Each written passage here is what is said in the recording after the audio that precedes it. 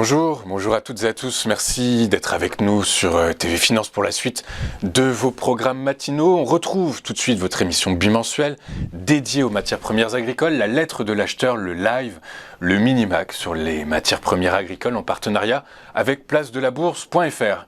Comme chaque semaine à notre habitude, on débute ce rendez-vous avec notre revue de presse des principales publications qui ont, égrené cette semaine et articles que vous pouvez retrouver évidemment sur le site de la lettre de l'acheteur, www.lalettre-de-l'acheteur.com. On commence avec les céréales et les records tombent tous les jours. L'invasion russe de l'Ukraine a conduit à une envolée totalement inédite des cours des céréales et des oléagineux, ce qui a bouleversé les routes traditionnelles des grains qui cherchent désormais à contourner la mer Noire. Selon un expert du secteur, après la sidération, les marchés se rendent compte qu'on entre dans du long terme.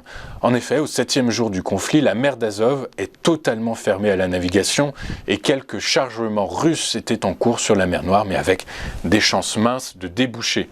Enfin, pour ajouter une ombre à ce tableau déjà angoissant, depuis que plusieurs navires ont été touchés par des missiles, les primes d'assurance ont fortement augmenté.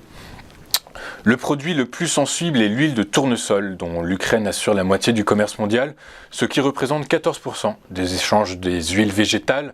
Pour les analystes, cela va être très compliqué de remplacer le tournesol. La crise est arrivée dans une situation déjà très tendue sur ce marché avec des récoltes insuffisantes pour l'huile de palme en Asie, après les campagnes catastrophiques de colza au Canada et une tension grandissante pour le soja du fait de la sécheresse en Amérique latine. Concernant le blé, la Russie et l'Ukraine représentent 30% du commerce mondial. Du coup, les acheteurs vont se tourner vers la France et les États-Unis, plus marginalement vers l'Australie. L'Inde peut être un recours pour les marchés asiatiques et même s'il reste des stocks au niveau mondial, la situation pourrait très vite se tendre. En effet, selon M. Zuzoulo, dans l'hémisphère nord, bon nombre de pays n'ont pas encore commencé à planter certains produits clés. Et par ailleurs, une sécheresse historique s'est abattue dans la ceinture de blé d'hiver du Kansas, de l'Oklahoma et du Texas. Enfin, pour le maïs, en temps normal, ce sont plus de 3,5 millions de tonnes par mois qui sortent d'Ukraine au printemps. En Europe, importatrice nette, des pays comme les Pays-Bas se tournent vers la France, mais le surplus de maïs français ne dépasse pas les 4 à 500 000 tonnes. En réalité, il n'y a vraiment qu'aux États-Unis qu'il y a encore de solides réserves. Or, les États-Unis prévoient cette année une légère baisse des superficies plantées au profit d'autres cultures plus rentables, telles le soja, le blé ou le coton. Le Brésil, qui planifie actuellement ses semis, étend ses surfaces de maïs en réponse à la flambée des cours et pourrait être un recours pour la prochaine campagne.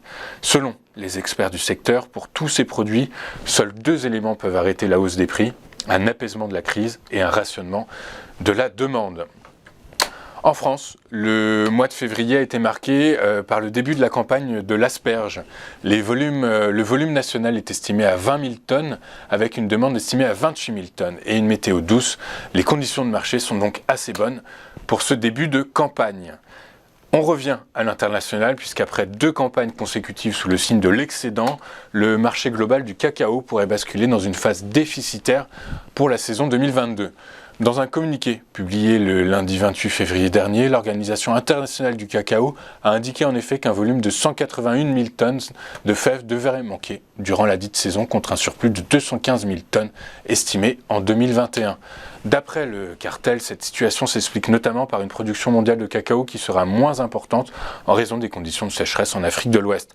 L'offre est ainsi prévue pour atteindre 4,95 millions de tonnes contre le record historique de 5,2 millions de tonnes enregistré un an plus tôt. Ce déficit annoncé par l'organisation serait le plus important enregistré depuis 5 ans. Voilà pour cette sélection des meilleurs articles publiés cette semaine sur le site de la lettre de l'acheteur. On marque une courte pause et on revient juste après avec votre interview. À tout de suite sur TV Finance.